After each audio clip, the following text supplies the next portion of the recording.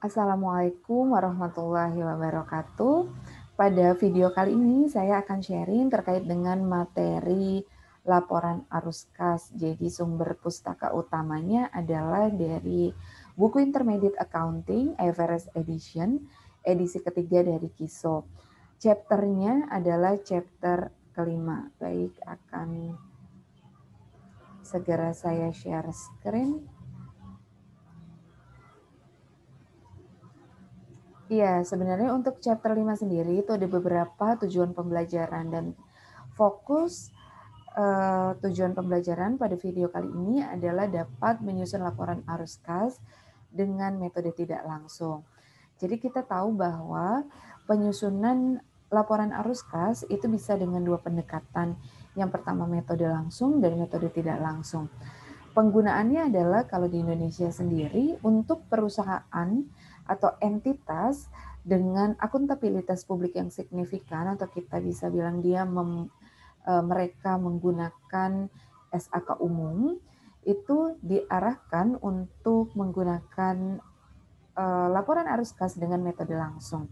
Sementara untuk entitas publik tanpa akuntabilitas publik ya, atau menggunakan SAK etap itu bisa menyusun laporan keuangan dengan arus kas pendekatan tidak langsung. Jadi fokus kita untuk chapter 5 adalah dengan metode tidak langsung. Sebenarnya baik pendekatan langsung maupun tidak langsung itu tujuan arus kasnya sama ya, untuk memberikan informasi terkait dengan kas masuk dan kas keluar entitas atas 3 kegiatan.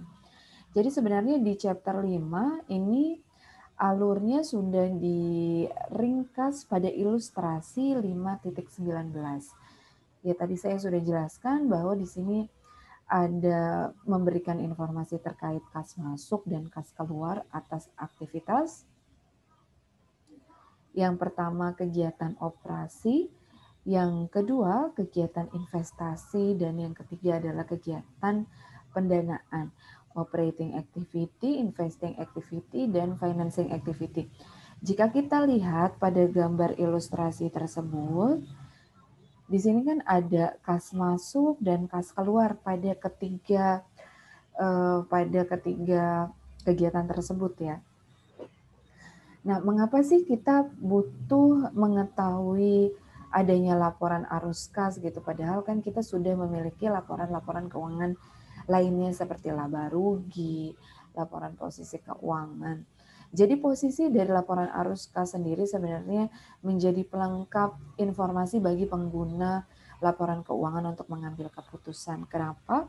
Karena kita tahu bahwa penyusunan laporan keuangan, pencatatan atas transaksi-transaksi itu kan menggunakan basis accrual basis. Di mana accrual basis sendiri adalah transaksi diakui karena memang benar-benar terjadi. Nah, selain itu sesuai dengan kejadian kalau accrual basis. Jadi tidak memandang apakah saat transaksi itu kasnya sudah diterima atau kasnya sudah keluar. Jadi accrual basis tidak memandang itu, pokoknya sudah berhak dicatat, gitu sudah wajib dicatat ya dicatat sesuai kejadiannya saja. Nah, oleh sebab itu efek dari accrual basis adalah laporan laba rugi itu kan menyajikan pendapatan ya secara basis accrual juga. Artinya memang kalau pendapatannya kita bilang dia 500 miliar, bisa jadi dari 500 miliar itu pada akhir periode tertentu gitu ya, ya bisa jadi 70%-nya itu klien kita belum lunas gitu, sehingga 500 miliar mungkin ya kita tidak tahu posisi kasnya berapa sih gitu. Jadi kalau kita mau tahu atas arus kas masuk dan keluar ya dari laporan arus kas yang terdiri dari 3 kegiatan. Kita lihat kas masuk dan kas keluar dari kegiatan operasi. Jadi sebenarnya ada kata kuncinya. Untuk kegiatan operasi itu adalah menyangkut pada transaksi-transaksi transaksi-transaksi yang berkaitan dengan operasional perusahaan ya tentunya di sini, dan kata kuncinya adalah transaksi tersebut berpengaruh terhadap determinasi dari laba bersih dari net income. Jadi apa saja yang mempengaruhi net income? Tentunya kita refer ke laba rugi, ya ada revenue, ada kemudian expense. Selain revenue dan expense tentunya ada gain dan ada loss. Nah nantinya akan kita filter mana sih revenue, mana expense yang tidak ada unsur kasnya gitu. Dan juga ada sebenarnya kalau pengakuan gain sama pengakuan loss itu sebenarnya ada unsur kasnya atau tidak sih gitu di dalam situ, ataukah gain sama loss itu hanya merepresentasikan pencatatan saja, sebenarnya tidak ada kas di dalamnya. Nah nanti kita akan rekonsiliasi berdasarkan metode tidak langsung.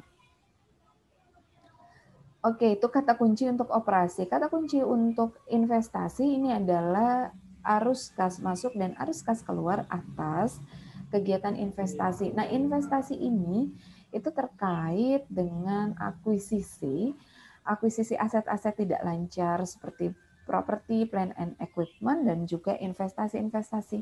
Gitu. Jadi akuisisi investasi, tetapi investasinya adalah investasi tidak lancar. Dan kemudian kalau perusahaan posisinya juga memberikan pinjaman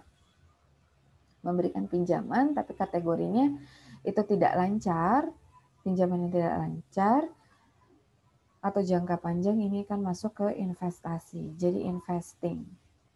Itu kita lebih lihat ke pos-pos aset. Pos-pos aset tidak lancar gitu. Nanti lain hal, intinya gini, kalau investasi ya posisi perusahaan dia kan memiliki kelebihan uang, makanya dia berinvestasi. Makanya yang kita lihat adalah aset gitu. Nah, kemudian kalau misalkan dia butuh uang, entitas butuh uang, berarti kan di sini kegiatannya kita berbicara kegiatan pendanaan. Nah, di kegiatan pendanaan ini adalah perusahaan yang mendanai usahanya, yang bersumber dari mana? Bersumber dari utang dan juga bersumber dari ekuitas. Jadi kalau dari utang, perusahaan ya ini menerbitkan obligasi, kemudian menerbitkan wesel bayar, pinjam utang ke bank dan lain sebagainya. Tapi yang kita lihat adalah sisi liabilitas jangka panjang kalau kita bicara financing activities. Gitu. Kemudian yang sumber yang kedua tuh adalah kita bicara posisi ekuitas. Kalau bicara posisi laporan posisi keuangan yang sisi ekuitas, berarti kan kita concern kepada kegiatan-kegiatan perusahaan menerbitkan saham gitu. Tapi ingat, posisi ekuitas juga tidak hanya menerbitkan saham, kita punya yang namanya treasury shares gitu. Adapun saham-saham yang sudah diterbitkan kemudian ditarik kembali oleh perusahaan, yang itu kan memang efek kepada sisi ekuitas gitu. Nanti kita akan bahas yang penting pakem-pakemnya, fokus-fokusnya. Kalian sudah tahu kegiatan operasi adalah berhubungan dengan transaksi yang operasional ya, artinya dalam kurun waktu 12 bulan periode akuntansi, dan juga mendeterminasi net income yang kalau kita bicara arus kas tidak langsung yang tentunya yang tidak ada unsur kasnya di kegiatan operasi. Nah, investasi fokus kepada aset tidak lancar, financing fokus kepada liabilitas tidak lancar, dan juga ekuitas. Oke. Contohnya untuk kas masuk nanti dari kegiatan operasi, di sini nanti bisa dilihat dari piutang. Kita bisa lihat dari koreksi piutang. Sebenarnya kalau piutangnya berkurang, berarti kan ada pembayaran kas. Nah, itu ada kas masuk. Gitu, nanti kita bisa lihat dari piutang, kemudian juga kita bisa lihat dari dari loss. Kalau loss itu untuk laba net income sendiri kan loss mengurangi net income, tetapi kita lihat apakah ada unsur kasnya, sehingga kalau tidak ada unsur kasnya atas kerugian kan kita bisa koreksi gitu.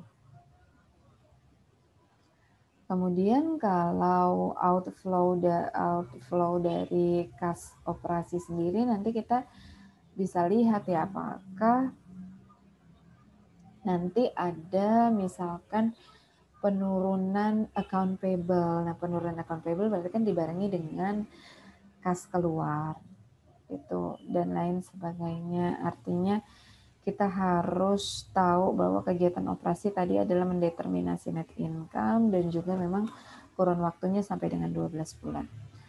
Investasi untuk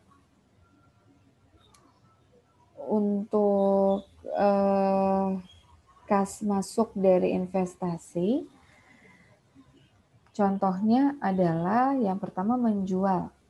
Jadi yang dicatat benar-benar kas yang masuk atas penjualan baik dari properti, plant equipment, kemudian juga penjualan investasi-investasi gitu. Kalau misalkan memang ada investasi di obligasi tapi dia masuknya ke investasi jangka panjang, aset tidak lancar, masuk kepada kegiatan investasi gitu. Jadi di sini yang kita catat adalah kas masuknya ya, jumlah kas masuk atas sale of PPE, sale of debt equity. Kemudian juga di sini adalah kalau ternyata kita mendapatkan pelunasan utang pokoknya, pokok utangnya akan masuk ke sini. Investing activity. Nah, kemudian bagaimana dengan kas keluar atas investasi, kegiatan investasi ya tadi berarti kalau keluar berarti kegiatannya apa ketika kita punya kelebihan uang membeli kan. Jadi di sini ada kegiatan membeli plan property and equipment. Ingat yang dicatat adalah jumlah uangnya, jumlah kas yang keluar atas pembelian tersebut, jumlah kas yang keluar atas pembelian investasi sekuritas utang, sekuritas ekuitas yang termasuk ke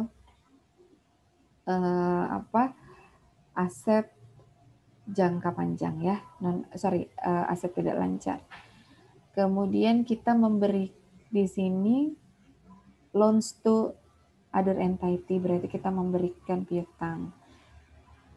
Kita memberikan utang, artinya ada orang utang ke kita. Gitu. Itu kan kas keluar, tapi nanti lihat utangnya adalah utang jangka panjang. Contoh lainnya adalah untuk financing activities. Financing activities ada di sini ada kas masuknya berasal dari ini penerbitan saham dan juga penerbitan daripada bonds dan notes payable yang memang dikategorikan liabilitas jangka panjang. Untuk kas keluarnya sendiri untuk payment daripada dividen kita bisa lihat sebenarnya di sini bisa masuk ya ke kategori. Kalau kita bicara payment dividen bisa dibayarkan dalam kurun waktu 12 bulan, tetapi kita bisa masukkan juga sebenarnya ke financing activities. Gitu. Kenapa? Kalau kita lihat dari jurnalnya sebenarnya untuk yang si payment dividen itu kan untuk jurnalnya sendiri ketika membayar itu kan payable pada cash, dividen payable pada cash. Pengakuan awalnya kan return earning pada dividen payable. Kemudian akan dibayar dengan dividen payable pada cash. Sebenarnya kan kalau kita lihat, kita telisik lagi, jurnal tersebut kan tidak mendeterminasi net income sebenarnya. Gitu, jadi kita bisa masukkan ke financing activities, walaupun bisa dikategorikan dua. Sebenarnya bisa silakan memilih operasi dan financing activities kita masukkan saja ya untuk payment dividen, kita sepakati masuk ke financing activities. Ya, untuk redemption of debt, pelunasan dari utang, ya kita masukkan ke financing activities atas, pelunasan pokok utang jangka panjang kita masukkan ke financing activities, cash outflow. Kemudian tadi saya sudah singgung, di bagian ekuitas itu terdapat treasury shares, di mana treasury shares itu sifatnya adalah mengurangi ekuitas akhir. Artinya gini, kita awalnya sudah mendapatkan kas masuk nih. Kenapa? Karena kita sudah menerbitkan saham. Nah, kemudian saham yang sudah beredar, yang sudah kita terbitkan, kita tarik lagi. Gitu, berarti kan jumlah saham yang beredar akan menjadi turun kan, ekuitas kita menjadi berkurang, sehingga atas reakuisisi daripada ordinary shares atau yang kita kenal dengan treasury shares itu akan berefek kepada kegiatan operasi. Jadi kasnya atas pembelian treasury shares itu akan kita catat sebagai kas keluar pada kegiatan financing activities. Ya baik, kesimpulannya adalah nanti untuk untuk penyusunan laporan arus kas tidak langsung, itu bagian operasinya karena tidak langsung berarti perusahaan akan mengoreksi net income atas expense, atas revenue, atas gain atau loss yang tidak ada kaitannya dengan kas, tidak ada unsur kasnya. Nah, kemudian untuk investing activities di sini sebenarnya kita tinggal mendeterminasi saja mana kas masuk dan kas keluar atas kegiatan investasi. Kegiatan investasi kita lihatnya patokannya adalah dari aset tidak lancar. Kemudian kalau financing activities fokusnya adalah kepada kegiatan pendanaan, berarti perusahaannya butuh uang. Jadi kalau butuh uang, nanti fokus akun-akun yang dilihat adalah laporan posisi keuangan bagian liabilitas tidak lancar dan juga ekuitas. Ada tidak sih penerbitan ekuitas, ada tidak sih akuisisi dari treasury shares, ada tidak penerbitan dari obligasi dan lain sebagainya. Baik, saya akhiri teori daripada laporan arus kas. Semoga bisa menambah pemahaman dari rekan-rekan. Terima kasih. Assalamualaikum warahmatullahi wabarakatuh.